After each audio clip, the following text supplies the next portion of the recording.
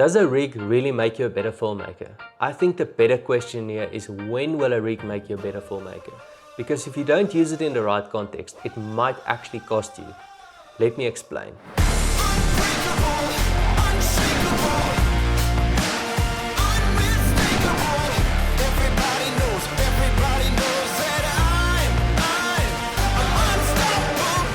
What's up YouTube? In this video I'm going to share my reasoning behind how I rig up my camera, but also why I sometimes prefer to leave it behind. Every shoot is different and should be considered in its own context.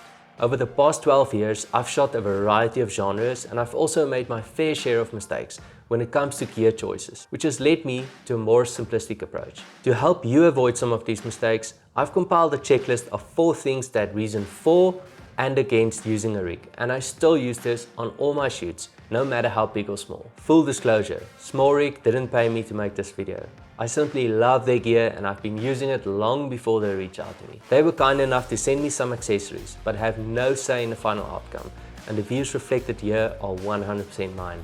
Back to the checklist. The number one reason that will make me reach for a rig is the ability to attach a monitor or external recorder. Here I ask myself, do I really need it, or is it only a nice to have? A monitor for me is a non-negotiable when I'm working with a director. Using just a camera screen is not sufficient for a director to judge the performance of talent or the overall feeling of a shot. In this case, a rig is a non-negotiable because I don't like attaching the monitor directly to the camera shoe. I also use a monitor to expose more accurately for S-Log 3, so if you haven't seen that video yet, you can watch it up here. A monitor helps you to shoot in harsh light and can help you spot small things you might miss by using the native screen. If you feel like these 3 things are important to your shoot, you can get that rig ready. Reason number 2. A rig is guaranteed to give you more stability because of the extra weight and the ability to attach your own handles, which makes operation a lot more comfortable. Not only does the camera feel better in your hands, but you'll find yourself getting more stable movements because of the extra weight. If your camera doesn't have some form of in-body image stabilization, a rig is also a non-negotiable. But even with IBIS, the top handles enable you to get better low-down shots with more stability and ease. This alone is a reason for me to use the rig, even if I'm not using the monitor, but it depends on the shoot. Finer focus control. If you're shooting a piece with complex focus pools or using a manual lens, a rig is essential because it allows you to add a follow focus. I only do manual focus pools about 5 to 10% of the time, but when I need it, not having it can be a headache. I'm referring to shots with exact timings. Some intentional pools difficult to obtain with autofocus, like this shot of the baby monkey. The intentional focus shift draws the viewer into the shot with precision timing. The Small Rig mini follow focus is really easy to set up and comes with an adjustable focus ring that fits on any lens. When adding the follow focus, I shift my handle to the right with my left hand taking grip on the bottom of the rail, which enables me to get stable focus pools. If you're shooting Sony, you can also rack focus with autofocus by having the handle extend over the screen, which makes touch operation easier. Here your settings has to be exact for the scene, and you might not get the same performance on unscripted shots, which can make your focus feel too clinical. I made a whole video just about autofocus and how to achieve optimal results without a follow focus. You can check it out here. Reason number 4.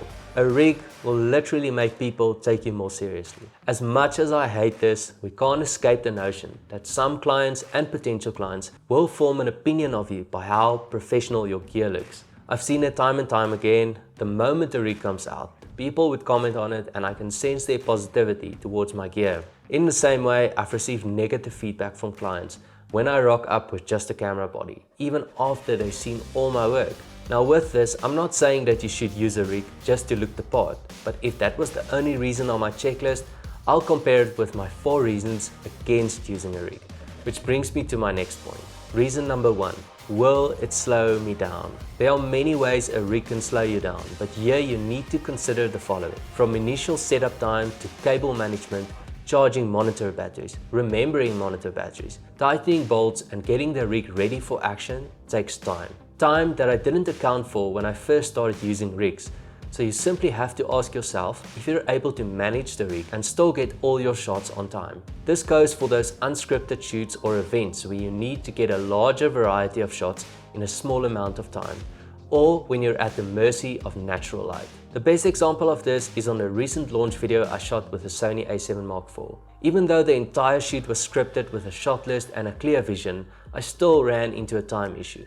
The first day went pretty well, and apart from a few gimbal shots, I used the rig because we had enough time to do gear changes. On day 2, however, the weather turned completely against us and we needed to get a whole bunch of shots in a short amount of time before it got really bad and we couldn't shoot outside anymore. Both me and the director agreed that not using the rig would be the best option because we also had to make several swaps over to the gimbal.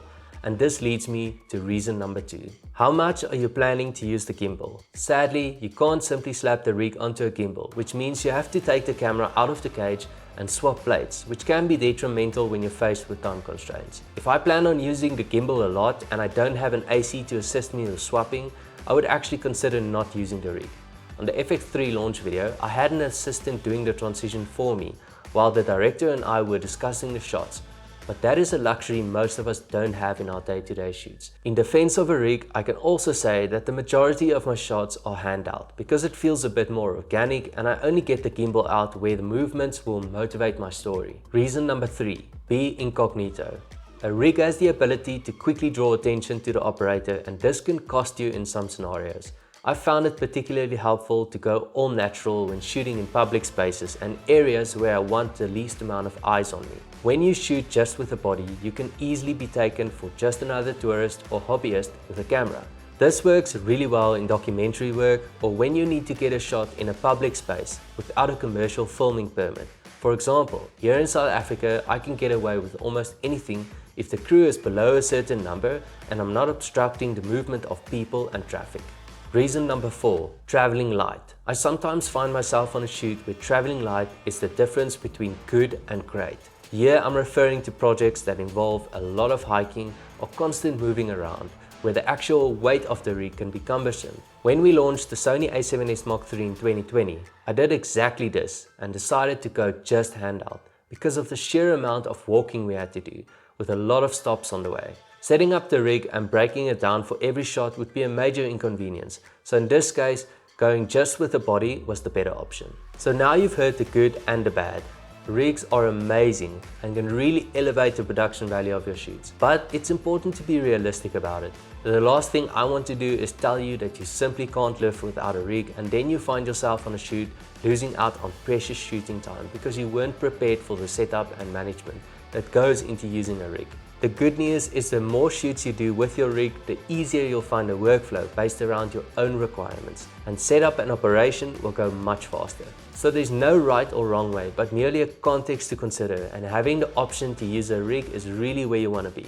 If you still have questions, let me know in the comments and I'll do my best to answer. Thanks so much for watching and I'll see you in the next one.